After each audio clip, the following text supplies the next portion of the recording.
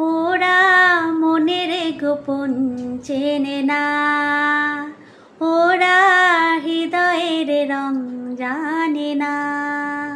প্রজাপতি ডানা ছুলো বিবাহ বাসরে, কেন সারা রাত জেগে বাড়ি ফিরি ভোরে। ওরা মনের গোপন চেনে না, ওরা হৃদয়ের রং জানে না। তুমি চিরদিন ভীষণ কঠিন, তোমার ঘরে ভেসে যায় ওরা, মুখ দেখে বুঝতে পারে না। গুড মর্নিং, মোনার নতুন একটা ব্লগে তোমাদের সবাইকে ওয়েলকাম। আজকে কিন্তু হায়দ্রাবাদের আকাশ একদম মেঘলা করে রয়েছে। রান্নাঘরের পেছনের এই ব্যালকনিটা তোমাদের কোনোদিন দেখাইনি। এই জায়গাটাতে আমি এখন দাঁড়িয়ে থাকবো যতক্ষণ না বুট্টুর বাস আসবে আর বুট্টু বাসে উঠে যাবে। তার মধ্যে আমি চাটাও বসিয়ে দিয়েছি, এটা হতে থাকুক। আর আমি জানো তো পাগলের মতন কেমন ওই জায়গাটায় চুপচাপ দাঁড়িয়ে থাকি। ওর ইয়েলো কালারের বাসটা আসে, ও উঠে যায়, তারপর কৌশিক স্কুটিটা ঘুরিয়ে নেয়, সেটা সবই আমি এখান থেকে দেখতে পাই। তোমাদের একটু জুম করে দেখাই। ওই দেখো ইয়েলো কালারের বাস এসেছে। আর নীল রঙের পলিথিনগুলো আগে ছিল না, দুদিন ধরে না ওখানে লাগিয়েছে, কারণ বিকালবেলা বাজার বসে, বৃষ্টি হলে ওরা ভিজে যাবে তার জন্য। তো এখান থেকে আমি দাঁড়িয়ে থাকি, বাস চলে গেলে পরে তারপর আমার মনে হয় শান্তি। তো এইগুলো মনে হয় আমার মতন অনেক পাগল মায়েরাই করে থাকে। এরপরে সোজা চলে আসবো, জানি কৌশিক কিছুক্ষণের মধ্যেই ঘরে ঢুকে যাবে। তো এর মধ্যে দেখো আমার র চাও কমপ্লিট। সকালবেলা র চা আর বিস্কিট খেয়েই কৌশিক অফিস যায়। আজকের ও বললো যে ও টিফিন নেবে না, কারণ ও না অফিসেই দুপুরবেলা খেয়ে নেবে। মাঝে মাঝে এরকম করেও, আমার বানিয়ে দিতে কোনো অসুবিধা নেই। দেখো আকাশের রোদও আছে, মেঘও আছে, হঠাৎ হঠাৎ করে ওয়েদার কেমন চেঞ্জ হয়। আর এই সময় না কৌশিক বেরিয়ে গেলেই আমার ঘর পুরোপুরি ফাঁকা। 8:30 বাজে এখন সকাল। সেই বুট্টু ফিরবে 4টের সময় আর কৌশিক ফিরবে 6টার সময়। তো সারাটা দুপুর এই জায়গাটায় থাকতে থাকতে প্রথম অসুবিধা হতো বলতে মন খারাপ করতো খুব, কারণ সদ্য মাকেও হারিয়েছিলাম। আর তারপরে এই বাড়িটাতে এসে কিভাবে নিজেকে নিজে সামলিয়েছি সেটা শুধু আমিই জানি, আর এই বাড়ির 4 দেয়াল জানে। কৌশিক এখন বেরিয়ে গেলে আমার এখন অতটা অসুবিধা হয় না। আমি এই যে ফেসবুকে রিলস দেখি, রিলস বানাই, ইউটিউবে অনেক কিছু বানাই। আর তারপরে আমার মনে হলো গরম গরম দুধ চাও খেয়ে নিই, আর টিভিতে একটা সিরিজ দেখছিলাম। আজকের আমারও টিফিন খেতে ইচ্ছে করেনি। দুপুরবেলা মনে হলো ভালো কিছু বানিয়ে নেব। এই টাইমটা পুরোই নিজের টাইম, আর দুপুরবেলা যে আইটেমটা বানাই সেটাও আমার জন্য বানিয়ে খেয়ে নিই। তোমরা তো জানোই আমি অনেক পদে রান্না করি না, কারণ খাওয়ার কোনো লোক নেই। দুপুরবেলা একার জন্য নিজের পছন্দের রান্না। আজকে না চিংড়ি মাছ দিয়ে পুঁই শাক পড়েছিল, একটু শুকিয়েও গেছিলো, সব কিছু দিয়ে বানাবো।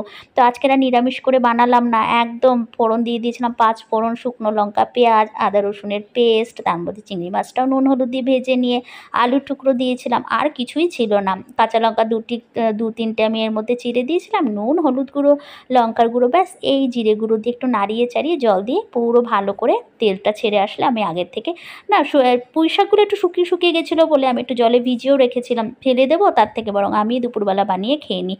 এবার পুঁই শাক দিয়ে নাড়িয়ে চাড়িয়ে ঢাকা দিয়ে দেবো। আর কিচ্ছু করার দরকার নেই। নামানোর আগে একটু ভাজা জিরে ধনে শুকনো লঙ্কার গুঁড়ো করা থাকে, ওটা নামিয়েছিলাম। এইসব আইটেম খেতে আমার ভালোই লাগে। তবে আমার বাড়িতে না পেঁয়াজ রসুনের ব্যবহার কিন্তু একদমই হতো না বলতে হতোই না। শুধুমাত্র ডিমের ঝোল যদি কখনো খেতাম হতো, আর মাংসের ঝোল, কিছু মাছে দিত, যেমন পমফ্লেট মাছ।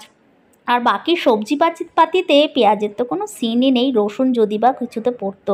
তো সেই জন্য এই রান্নাগুলো কিন্তু আমার পরবর্তীকালেই শেখা। তো এটা বলতে পারবো না যে ঠাকুমার রান্না বিকেলবেলা একটা জিনিস বানাবো। আর দেখো তৈরি হয়ে গেছে আজকে পুঁই শাকের তরকারি। এই দিয়ে কিন্তু আমি খেয়ে নেবো আরামসে ভাত।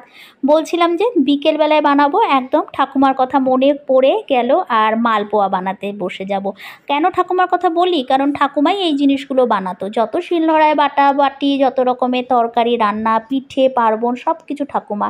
মায়ের হাতের এগুলো খেয়েছি বলে আমার কখনোই মনে পড়ে না, কিছুই মনে পড়ে না। শুধু মাঝে মাঝে তালের বড়া 2-4টে আমার কপালে জুটেছিল মায়ের হাতে।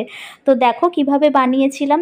1 কাপ নিয়ে নিয়েছিলাম ময়দা, 1/2 কাপ সুজি, এর মধ্যে নুন, চিনি, একটু না এর মধ্যে মৌরি গুঁড়ো করেছিলাম, আর এলাচ গুঁড়ো করে নিয়েছিলাম। আর তারপরে দুধ দিয়ে আমি কিন্তু পুরোটা ফেটিয়ে নিয়েছিলাম। পরে অল্প প্রয়োজন হলে একটু জলও মিশিয়ে নিয়েছিলাম।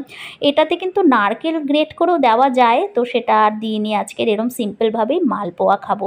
আর এই মৌরির গন্ধ মুখে পড়লে উফ! আর জানো তো এই বাটিটাও কিনেছিলাম পুরীর থেকে। আর আমি এবার একটুখানি এই শিরাটা বানিয়ে নেব। তো দেখো, 1/2 কাপ চিনি আর 1 কাপ জল, আর এর মধ্যে না ওই একটুখানি থেতো করে নিয়েছিলাম এলাচ দিয়ে সুন্দর করে কিন্তু এটা ফুটিয়ে নেব।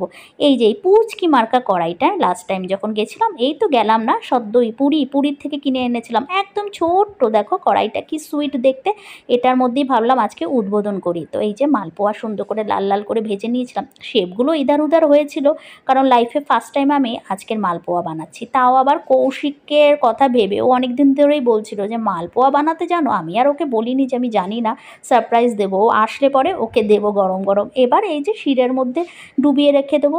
শেপগুলো কিন্তু তোমরা ইগনোর করো, লাইফে প্রথমবার বানাচ্ছি, টেস্ট কিন্তু ভালোই হয়েছিল খেতে।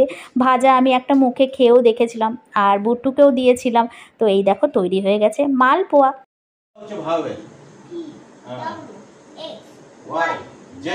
এগুলো হচ্ছে consonant, A E I O U ছাড়া বাকি যেগুলোকে হয় সেটাকে বলে কনসোনেন্ট। কি বলে? কনসোনেন্ট। হ্যাঁ। বাচ্চাটা আমার সবেমাত্র 1 বছর স্কুলে যায়, ইউকেজিতে উঠলো এলকেজি থেকে, নার্সারিটাও পড়েনি। দুবাইয়ে যখন ছিল প্লে স্কুলে যেত, আর তারপরে জাস্ট 15 দিনের জন্য একটা জায়গায় অ্যাডমিশন ওকে দিয়েছিলাম, আর তারপরে তো মা অসুস্থ ছিল বলে কলকাতায় যাতায়াতের জন্য ছাড়িয়ে দিয়েছিলাম। এই দেখো হায়দ্রাবাদে এসে 1 বছর পরে ইউকেজিতে ওঠার পরে কী সব শেখাচ্ছে, ভায়েল, কনসোনেন্ট। ও তো ওটাকে না উচ্চারণই করতে পারছিল না, হাসিও পাচ্ছিল। বাচ্চা মানুষ, কত টাফ না ওদের জীবনটা। রাতের বেলা আজকে বসিয়ে দিয়েছিলাম একদম ছোলার ডাল, আর এর সাথে কৌশিক বলল ফার্স্ট ক্লাস করে একটু পরোটা করো।